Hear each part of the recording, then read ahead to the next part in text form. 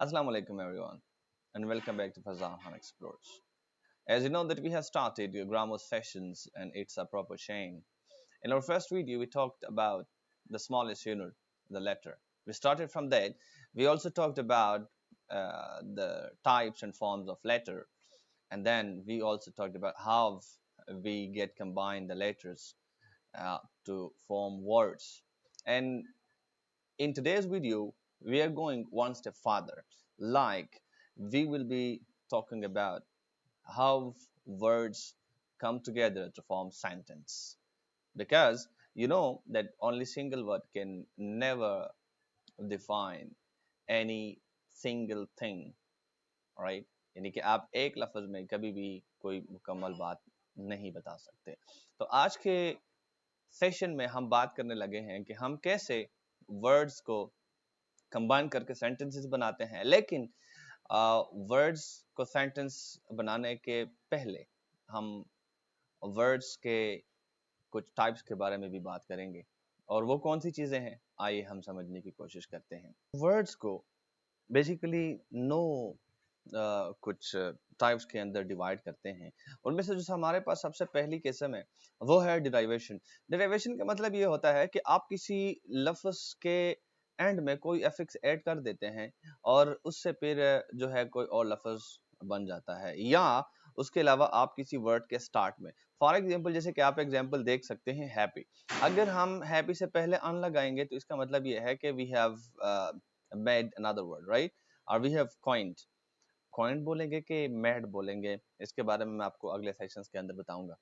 और दूसरा ये है कि अगर हम इसी लफ्ज को थोड़ा चेंज करके हैप्पीनेस बनाएंगे, सो एक ही लफ्ज से हमारे पास तीन अल्फाज आ रहे हैं. बहुत सारे स्टूडेंट्स मैंने अक्सर दफा सुना है, वो कहते हैं सर हम अपनी वोकैबुलरी को कैसे इंक्रीज करेंगे. देखें, वोकैबुलरी का मतलब ये होता है कि you have to play with the words. आपको लफ्जों के साथ खिलवाड़ करना है, राइट? लफ्जों के साथ आप खेलना सीख जाएंगे तो आपकी वोकैबुलरी हमें ऑटोमेटिकली जो है वो इम्प्रूव हो जाएगी. जैसे मैंने आपको एग्जांपल दी, फॉर एग्जांपल अब मैं एक बात और बताऊं. मैं कहता हूं टीच. आप टीच के एंड में हम ऐड करेंगे तो इसका मतलब यह है कि we are talking about teachers, right? Teacher.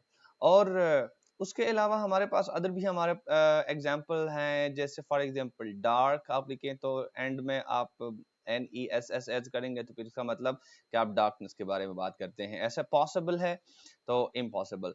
So many other examples are there.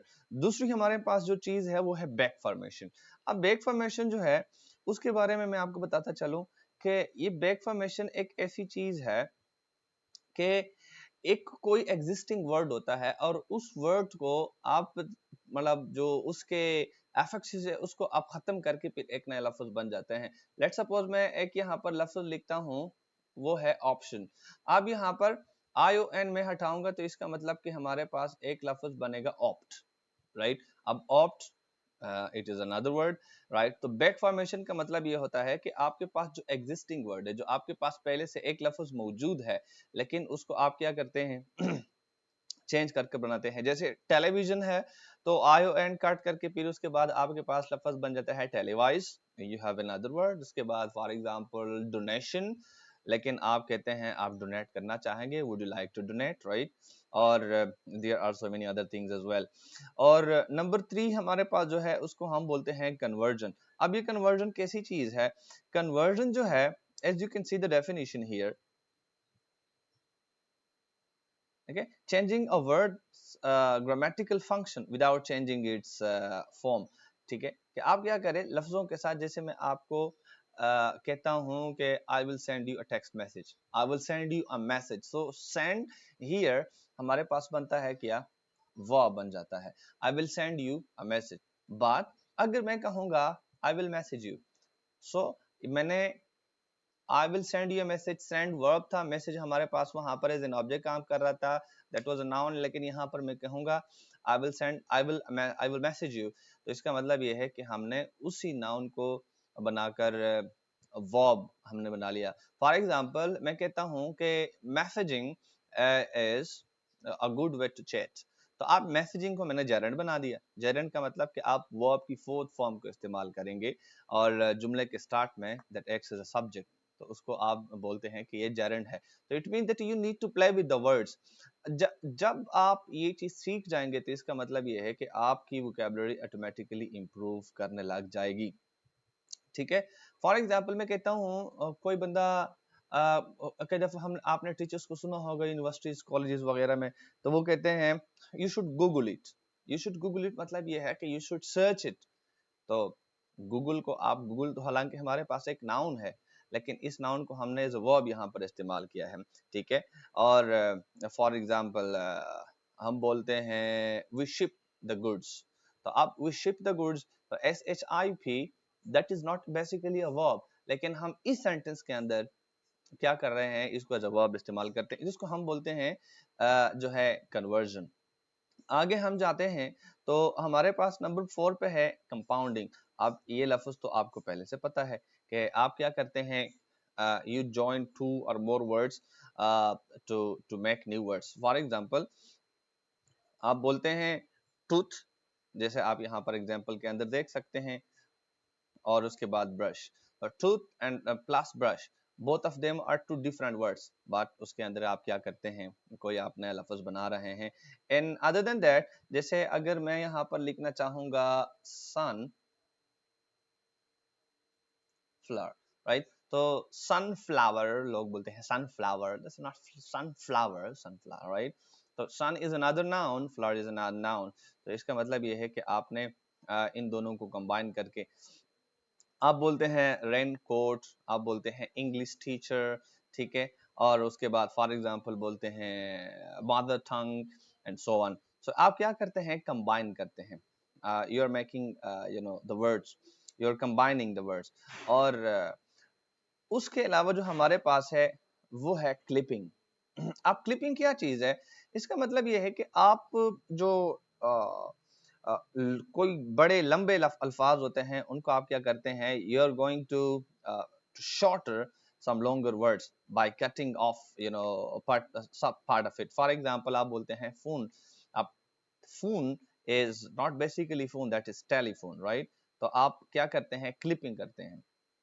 Clip, वो कहते हैं मैं अपने नाखून काट रहा हूँ, तो I am not, you are not saying I am cutting my nails, I am clipping my nails. Clipping का मतलब होता है काट लेना। ठीक है, फॉर एग्जाम्पल आप बोलते हैं इन्फ्लुएंजा, तो इन्फ्लुएंजा से आपने बनाया है फ्लू, मुझे फ्लू हुआ है। ठीक है, उसके अलावा रेफ्रिजरेटर एक बड़ा नाम है रेफ्रिजरेटर, लेकिन आप उसको शॉर्ट करके, क्लिप करके आप उसको फ्रिज बना रहे हैं। और जिम्नाजियम से आप बनाते हैं जैम या gym, right. So many other words are there. और नेक्स्ट हमारे पास जो थिंग है दैट इज ब्लेंडिंग। अब ब्लेंडिंग का मतलब क्या होता है, combining parts of two words to create a new word. अब ये क्या चीज हो गई है, let's talk about some examples. आप देखें, breakfast is a word, is a name, right? And lunch is another name. तो इन दोनों को आप मिलाकर क्या बना रहे हैं, brunch। तो brunch, so I'm having a brunch, I'm having my brunch, etc. आप बोलते हैं। उसके अलावा फॉर एग्जांपल आप बोलते हैं smoke और fog। smoke is another thing, fog is another thing, but whenever you are combining both of them, फिर ये क्या बन जाता है, smoke बन जाता है, right? ठीक है, for example motor plus hotel, so motor plus hotel, इसको हम बनाते हैं मोटेल। ठीक है, अब hotel is another thing, motel is another thing, right. And motel it means कि आपने मोटर और होटल दोनों को कंबाइन कर लिया है। ठीक है, और सो मेनी अदर थिंग। आप बोलते हैं web, WEB plus seminar, both of them are two different words, लेकिन you are going to combine both of them, तो उसके बाद हमारे पास बन जाता है webinar, right? Let's move ahead। और उसमें हमारे पास फिर we have abbreviation। अब एब्रीविएशन का मतलब आपको तो सबको पता है कि जैसे कोई प्रॉपर वर्ड होता है, जैसे यहाँ पर मिस्टर लिखा हुआ है तो आप इसको एमर लिखते हैं। उसके अलावा हमारे पास डॉक्टर होता है, सॉरी डॉक्टर होता है, उसको हम डीआर बोलते हैं। लेकिन एब्रीविएशन इसके बाद हम अगले सेशंस के अंदर मजीद इस तरह की चीज़ों के बारे में बात करेंगे, लेकिन वो अपने लिए एक अलग टॉपिक है। यहाँ पर आप सिर्फ इतना समझें कि एक बड़ा लफ्ज होता है उसको आप शॉर्ट बोलते हैं, लेकिन मतलब ये है कि उसके कुछ लेटर्स लिखकर, उसी वर्ड के कुछ लेटर्स लिखकर आप फिर बनाते हैं। तो इसके बाद हमारे पास बनता है क्या चीज, हमारे पास एक एब्रिविएशन। इस तरह मिस्टर से हमने एमर बनाया, लेकिन हम उसको फिर भी पढ़ते हैं प्रॉपर, पूरा पूरा पढ़ते हैं। जैसे डॉक्टर को डियर हम लिखते हैं, प्रॉपर पूरा जो है ना उसको पढ़ते हैं। उसके अलावा हम SAINT सेंट, सेंट, तो उसको हम ST लिखते हैं। तो जिस तरह अनदर वर्ड आपने अक्सर दफा देखा होगा, फलाना एंड खो, ठीक है, आसिफ एंड खो। सो खो मींस कंपनी। सो कंपनी को हम शॉर्ट करके हम, लेकिन हम फिर भी उसको पूरा पूरा पढ़ते हैं। एब्रीविएशन ऐसे ही चीज है, एक ऐसी ही चीज है कि उसको आप लिखेंगे शॉर्ट, लेकिन पढ़ेंगे उसको प्रॉपर। और उसके बाद जो हमारे पास एक बड़ी जबरदस्त चीज है, I really really like it, उसको हम बोलते हैं एक्रोनिम। अब एक्रोनिम एक ऐसी चीज है, आपने अक्सर दफा देखा होगा, जैसे ये यहाँ पर आपके पास एक एग्जांपल है, नासा, NASA, ठीक है। all of them are different words, right? So you are going to take the very first letter of each phrase, और उसको फिर आप, ये भी एक एब्रिविएशन ही है, लेकिन उसको जैसे AMR को आप किसी लफ्ज की तरह नहीं पढ़ सकते हैं, ठीक है। लेकिन आप NASA, वहां पर हमारे पास जो, अगर आप देखेंगे तो अपने बोर्ड के ऊपर, NASA it's not basically a word by itself, but it's an acronym. किस चीज का एक्रोनिम है? National aeronautics and space administration, ठीक है। इसके अलावा हमारे पास और भी एग्जांपल्स, अगर हम बात करते हैं यूनेस्को की, ठीक है, अब United Nations Educational Scientific and Cultural Organization. So ये एक बहुत बड़ा एक जो है ना नाम बन जाता है, लेकिन उसको आप क्या बोलते हैं, एक लफ्ज के तौर पर बोलते हैं, ठीक है। और उसके बाद जैसे लेजर है, और we have other words as well. Anyways, तो लास्ट हमारे पास जो एक किस्म है उसको हम बोलते हैं, इसके साथ आप पहले एक एग्जांपल लिख लें, जैसे मैंने आपको, ठीक है। और उसके बाद हमारे पास है बोरोविंग। अब बोरोविंग क्या चीज है? बोरोविंग का मतलब ये होता है कि आप, जैसे नाम से ही जाहिर है कि वो है कि नाम ही जाहिर है, पता नहीं क्या चीज है। सो आप क्या करते हैं यहाँ पर, you are going to take a word from another language and using it in English. जैसे आप पियानो है तो ये एक इटालियन लफ्ज है, जैसे आप टैको बोलते हैं तो वो एक स्पेनिश लफ्ज है, ठीक है। जैसे आप अलजेब्रा बोलते हैं तो वो एक अरेबिक लफ्ज है, ठीक है। और उसके बाद केचप, दैट इज चाइनीज। और उसके बाद बैंगलो, ये तो बेसिकली बंगाली है, ये इसको आप हिंदी बोलते हैं, but still you are using it in English, right. उसके अलावा आप फॉरेस्ट के लिए एक अलग लफ्ज इस्तेमाल करते हैं, उसको आप जंगल बोलते हैं। तो jungle, jungle is not an English word, but that is Sanskrit. तो ऐसी चीजें हमारे पास जिनको हम बोलते हैं कि they are borrowing, like we are borrowing words from other languages and we are using it in English, so इसको हम बोलते हैं borrowing। लेकिन now the same words have been divided into other parts, ठीक है, और उनको in other words आप parts of speech भी बोलते हैं। तो आ जाए उनके बारे में जरा पढ़ने की कोशिश करते हैं। अच्छा, यहाँ पर हमारे पास जो नंबर 2 है, that is um, parts, or you can say types।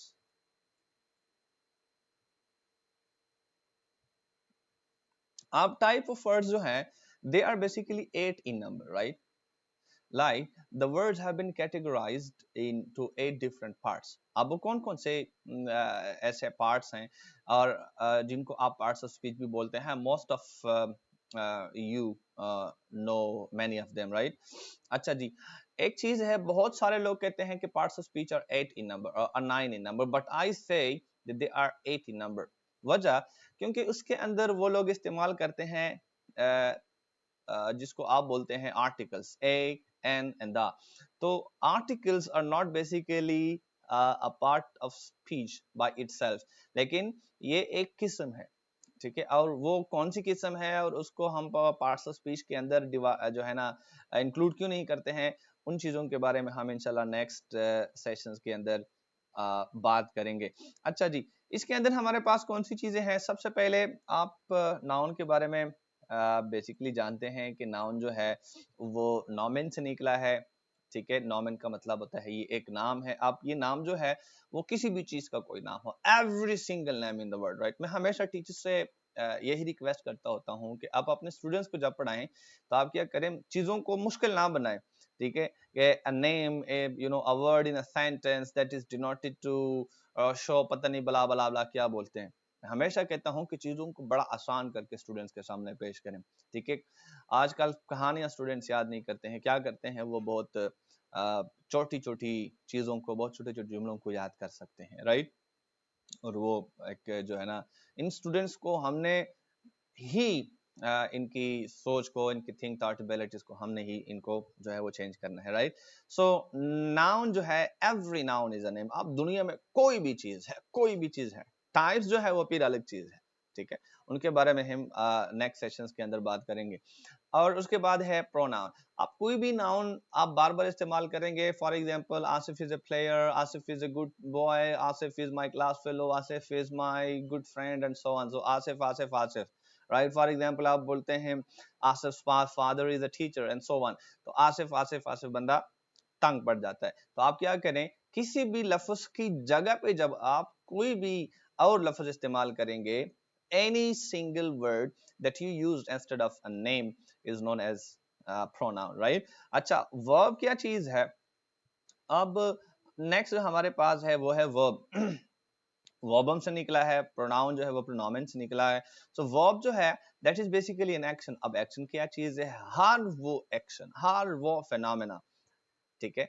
The phenomena that takes two things और may be one of them to complete, right. मुकम्मल होने के लिए उसको एक या उन एक में, दो में से जो है ना किसी एक चीज की जरूरत होती है, या शायद दोनों की। One of them is energy, the second one is जो है टाइम। अब फॉर एग्जांपल ये पेन है, if I want to pick the pen up, I need two things. First of all I need energy in my finger tips, and another thing is चाहे मैं nano seconds के अंदर बताऊं, but nano second is still a time.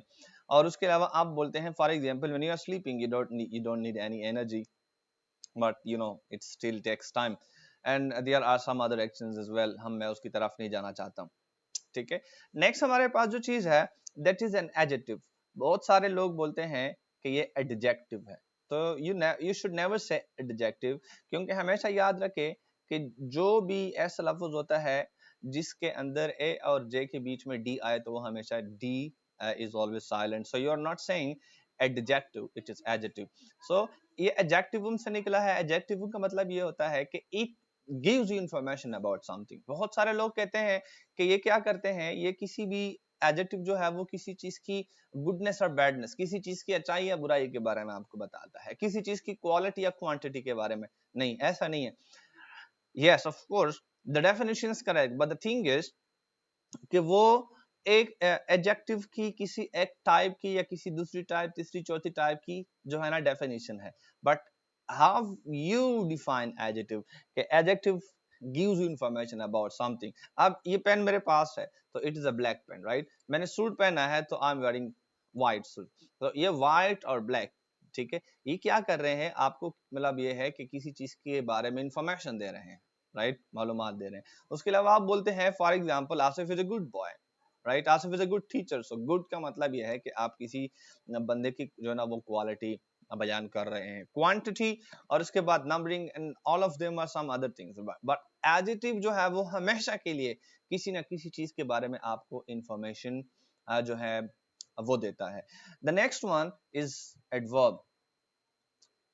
अब एडवर्बियम से निकला है। Adverb का मतलब ये होता है, ये अगर ऐसा है नहीं, but for the sake of understanding मैं आपको अगर बताऊं, जो लोग नए हैं चैनल के ऊपर और जो इनको नहीं पता है इस चीज के बारे में, तो मैं क्या बता रहा हूं, मैं ये कहूंगा कि एडवर्ब जो है ये एड प्लस वर्ब से बना है। आप क्या करते हैं, आप एड करते हैं, वर्ब के अंदर एड करते हैं। तो एडवर्ब एक ऐसा लफ्ज है that adds to the meaning of a verb, that adds to the meaning of an adjective, or that adds to the meaning of another adverb। कैसे? फॉर एग्जाम्पल यहां पर मैं एक जुमला लिखूंगा कि आसिफ runs, तो अब मैं बोलूंगा आसिफ runs। अब मैं कहता हूं कि इस runs को हम थोड़ा सा मजीद मॉडिफाई करेंगे, तो हम आखिर में एक और लफ्ज भी ऐड करना चाहेंगे, और वो है आसिफ runs फास्ट। अब ये फास्ट जो है ये आपको इंफॉर्मेशन दे रहा है रन के बारे में, राइट, रन और रन्स के बारे में इंफॉर्मेशन दे रहा है, ठीक है। वो आपको के दौड़ता है तो है, Asif runs but how, right, लेकिन हाउ फास्ट और हाउ स्लो एटसेट्रा।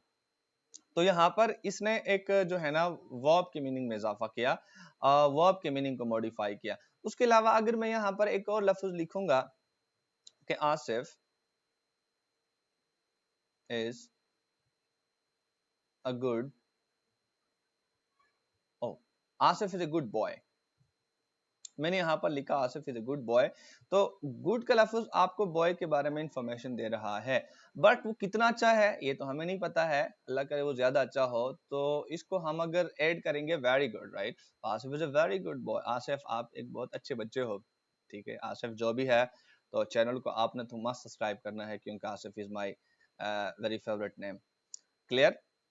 अच्छा जी, उसके अलावा मैं कहता हूं कि he is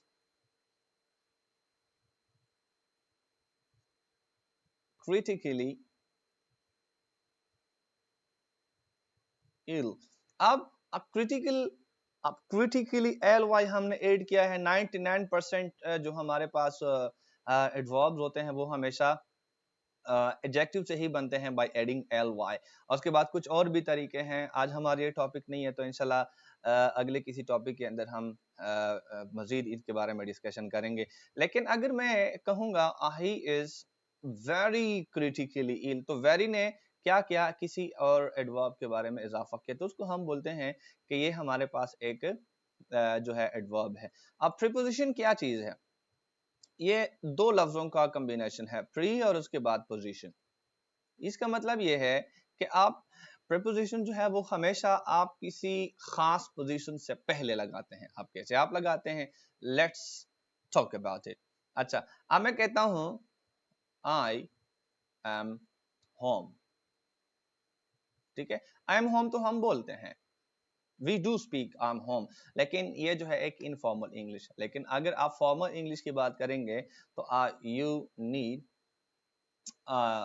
preposition here, right? So I am at home, so home क्या चीज है, वो एक नाउन है। हमेशा के लिए याद रखें कि preposition आप जब भी लगाएंगे वो हमेशा हमेशा किसी ना किसी नाउन से पहले होगा, ठीक है, किसी ना किसी नाउन से पहले आप हमेशा के लिए preposition इस्तेमाल करेंगे, ठीक है।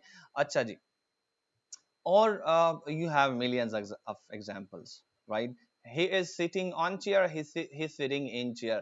अब on भी ठीक है, in भी ठीक है, but I'm not talking about it कि वो क्यों है, क्योंकि आज हमारा ये टॉपिक नहीं है, मैं बार बार कह रहा हूँ। अच्छा जी, उसके बाद हमारे पास है कंजंक्शन।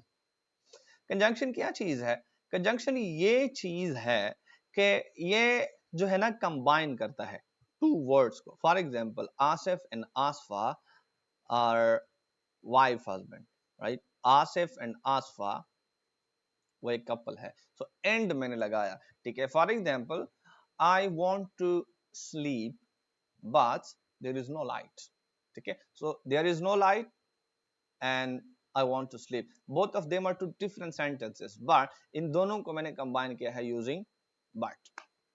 अच्छा जी, तो इसके अंदर आप हमेशा के लिए Asif cannot come to school because he is ill, तो Asif cannot come to school is another sentence, and the second sentence he is ill, but इन दोनों को हमने कंबाइन किया है। मैं ऐसे ही आपको बताऊंगा, जैसे आप ऊपर अगर आप देखेंगे यहाँ पर कि एक हमारा एक रोड मैप है, मैं इसकी बात कर रहा हूँ, ठीक है, कि हमने लेटर से स्टार्ट किया और उसके बाद फिर हम वर्ड्स की तरफ जा रहे हैं, आगे हम फ्रेजेस और क्लॉजेस और sentences and then paragraphs, comprehension, inference, summary, precis, and then जो है ना हम एक फुल फ्लेज ऐसे की तरफ जाएंगे।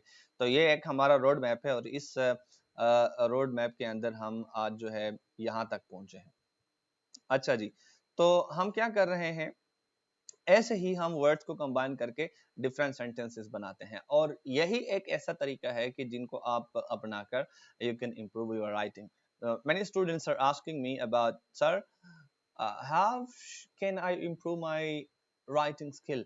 तो उसके लिए ये एक फॉर्मूला है कि आप बेस से बिल्कुल अगर स्टार्ट करेंगे ठीक है, जिस तरह मैंने आपको शुरू कराए हैं लेक्चर्स, और इन ही तरीकों से आप आगे जाकर फिर जो है फुल फ्लेज सेंटेंसेस, अगर आपको लेटर्स लिखना आता है, क्योंकि that is a language, if there is a language there is a letter, if there is a language, if there is a language, I swear there is a letter, if there is a letter there is word, if there are words we have sentences, if we have sentences it means that we have phrases and clauses as well. If we have those things it means that we are able to making a paragraphs, right? और उसके बाद we can make passages, we can make summary, we can make passage, and other than that we can make a, a full fledged essay. तो ये ही एक तरीका होता है कि आप इसको जाकर improve कैसे कर सकते हैं. The last thing is sorry, interjection. अब interjection क्या चीज है? Interjection एक ऐसी चीज है कि इसके अपने लिए कोई मीनिंग नहीं होता. It doesn't have any proper any specific meaning bye itself. लेकिन क्या करता है ये जुमले के अंदर, वो जो हम कहते हैं ना कि इसने वो जो है ना मिर्च मसाला डालते हैं, चीनी डालते हैं, ये ऐसा अल्फाज. तो wow we have won the match, wow my lecture is going to be completed, right?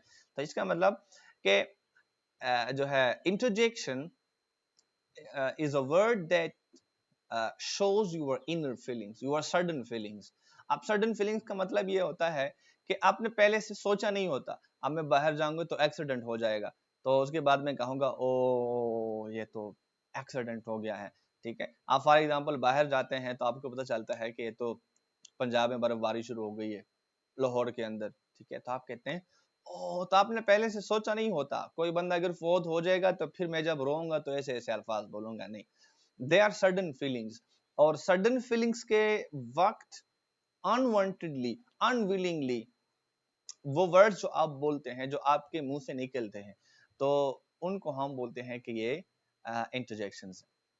अब नेक्स्ट हमारा जो टॉपिक है, इंशाल्लाह हम कल इन ही वर्ड्स को आगे जाकर कंबाइन करेंगे, और उसके बाद इन वर्ड्स के जो है ना हमारे पास डिफरेंट ग्रुप्स बनते हैं, और वो डिफरेंट ग्रुप्स के अंदर हम फ्रेजेस बनाते हैं, क्लॉज बनाते हैं, और जो है सेंटेंस हम बनाते हैं.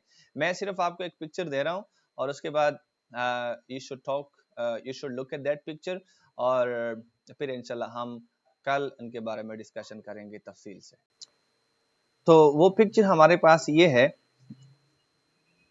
और हम इंशाल्लाह कल इस चीज़ के बारे में बड़ी तफसील से डिस्कशन करेंगे कि सेंटेंस किस चीज़ को बोलते हैं, and what the phrase is and what clause is.